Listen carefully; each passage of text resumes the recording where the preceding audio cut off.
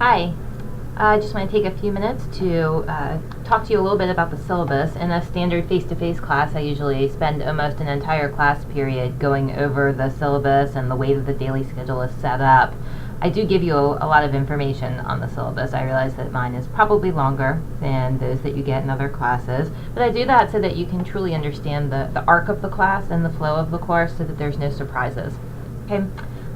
So up here at the very top, you see all of the standard information, how to reach me, where my office is. I'll tell you now, I am in my office a great deal in the summertime, so although the class is online, if you would like to come by and talk with me in person, I'm glad to talk with you that way. I'm also happy to talk with you via email or via video chat, and from time to time I will be requiring meetings in one of those three forms.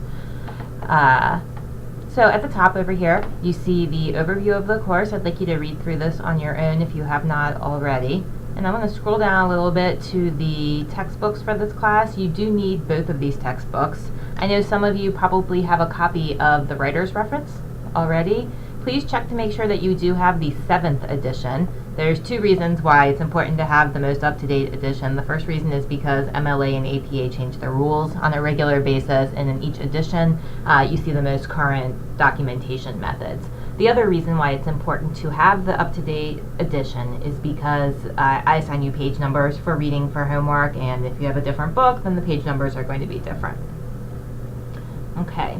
I received a couple emails from you with questions about the technology requirements for the class. I have tried to explain them in more detail right here under the technology requirements. What's important to know is that I'm requiring you to have access to a webcam that you can use on a regular basis. So that means that you must be able to record video, as I say right here. If you have a Mac, you can already do this with the built-in iPhoto app that you have, or software that you have. If you have a PC, you may or may not already be able to do this, but you can simply download this free software right here, or you can use any software that you'd like. I recommend this only because it's free and it's super easy to use. There's not a lot of options, which makes it simple and straightforward. Please go ahead and check for homework tonight on the first night of class that you are able to record video and audio, because I will be asking you to do that tomorrow night. Let's see. I also spent a moment up here just reminding you that it is important to update all of your software on your computer, the things that you use on a regular basis. From time to time, I've seen students have trouble in online classes simply because a program like QuickTime hasn't been updated, so it's not operating effectively or efficiently. So please just take a few minutes to do that. I've explained to you for a Mac and a PC how to do that right here if you don't know already. Okay, so I'll scroll down just a little bit more. Of course, you need a Blackboard account. I think most of you, or all of you, have a Google account already. Faculty are moving over to Google email over the summer. My account's not quite there yet, but hopefully it will be during the duration of this class. Finally, it's very important in this course that you check your email every single day. Because the class is online, I am going to email you frequently with information for the course. It is entirely your responsibility to check your email at least one time every day. I check my email many times every day, and I know some of you probably do as well. But for those of you who are not in the habit of doing so, please get in the habit immediately. That is how I will notify you about work in the class, changes in the course, things that come to mind, on a daily basis that I want to share with you. So let's see. Computer problems. I haven't really had I haven't seen students have trouble with this very much in the past, but if you do have problems with your computer or with understanding how to use the technology that's pertinent for this course, I can try to help you, but if I can't see your computer, I'm probably not the best person for that. Instead, what you want to do is contact Technology Services, and I give you the link to it right here. Okay. Required components for this class. This is where we get into the actual coursework for the semester. We're going to begin the class with the discovery work that you see right here. This is just what it sounds like. It's an opportunity to choose a topic and kind of get to know it and discover it a little bit. And I'll be giving you some assignments to help you explore your topic in the initial phases. You will also have to come up with a formally articulated research question. Your research question is kind of your path or your avenue into your topic. It's a way to explore it as well as to localize it, to narrow it down to something that's feasible for a short summer class like this, and for a 13 to 15 page paper, which is what you will be writing. This class has a great deal of group work and collaboration. That is because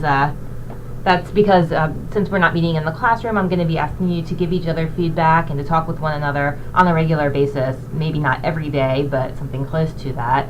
And we'll also be doing a lot of Blackboard discussion boards, so it'll be a chance for you to get to know each other, get to know each other's topics, and to help one another as much as possible. Okay, the source analyses.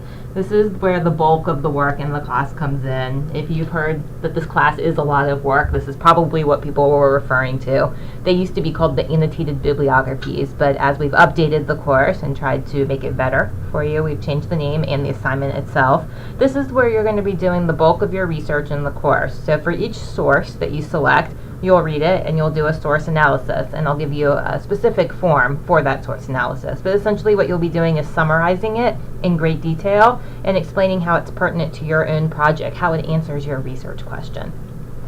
Following that, you'll do the synthesis assignment, and this is an opportunity to say, okay, I have 10 sources or more here that I've read. Where do they overlap? How am I going to use these together? How do they answer my research question? And in the synthesis assignment, well, the assignment is set up, it's designed to help you do that, to help you sort through your material. I am requiring that you visit the Writing Center at least one time this semester. You do not have to do that in person, although I encourage you to if you are already going to be on campus or you're in Richmond. They do have a digital way to visit with them, and I will be supplying you information about how to do that in the near future. It's up to you when you want to go, if you want to go just before the preliminary draft, which I'm about to talk about, or if you want to go right after. So your preliminary draft is a draft of your entire project. It's at least 13 pages. It has all of your sources, 10 sources or so or more in there, and it's an argument in which you've clearly supported articulate thesis statement. So that's what your preliminary draft is. There'll be staggered due dates. Everyone in the class will read, or most people in the class will read your draft, and I'll read your draft and give you a great deal of feedback that you can use to write the final researched essay, which will be due at the very end of the course. So as you can see, these are all of the assignments for the class. All of the assignments are directly related to the final researched essay. There will be other daily work to do, but most of the bigger assignments you're doing, it's not busy work. It leads directly to the final essay. A quick note right here.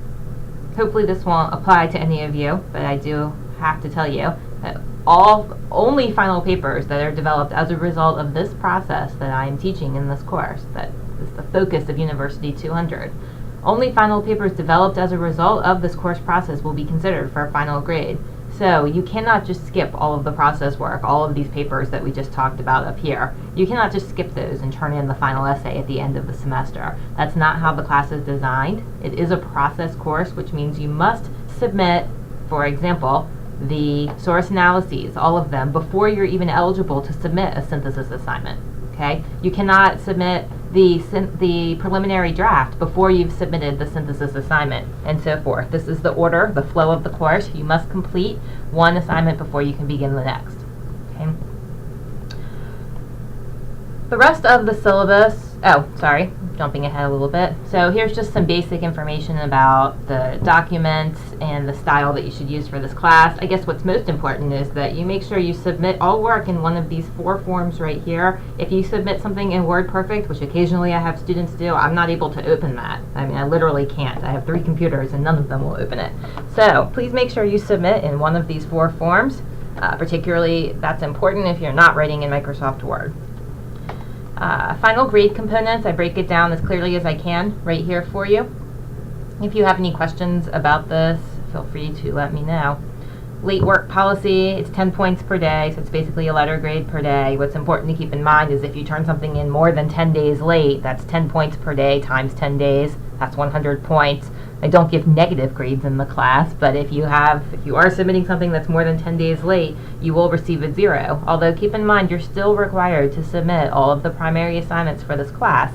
As I just explained, if you cannot move forward with the next assignment until you've completed the previous one.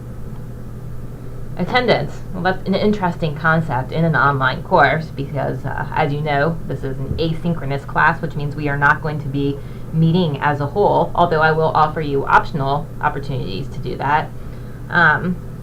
So what's important to keep in mind in terms of attendance is just that it's a collaborative course, and you want to show your digital face as much as you possibly can, meaning you want to be present in the Blackboard discussions. You want to partake in any opportunity that you can to collaborate with your peers as well as with me, with the teaching assistant in the course, Maya White-Lurie, and with Laura Garapi, who is the library instructor who's helping us this semester.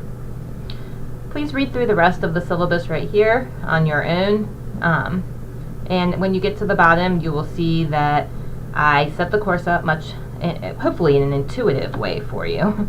So I set it up by showing you every day what is due by midnight that night. So I do that on purpose so that you can figure out, so that you can say, this is what's due. I can do it in the afternoon, in the morning, I can do it in the evening based on your own work and course schedule this summer. So work is always going to be due at 11:59 at night, and you will see a number of assignments that are due each day.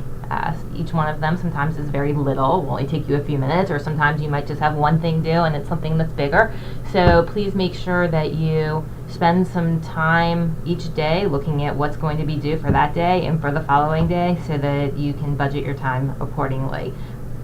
So I'm going to give you the first couple weeks of class in a daily schedule, and then after that, as we approach the end of that unit, I will post the additional daily schedule for you so that you always know when the major assignments are due with plenty of time.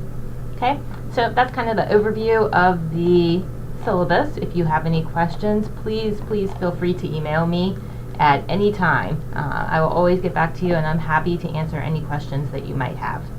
Okay, thank you.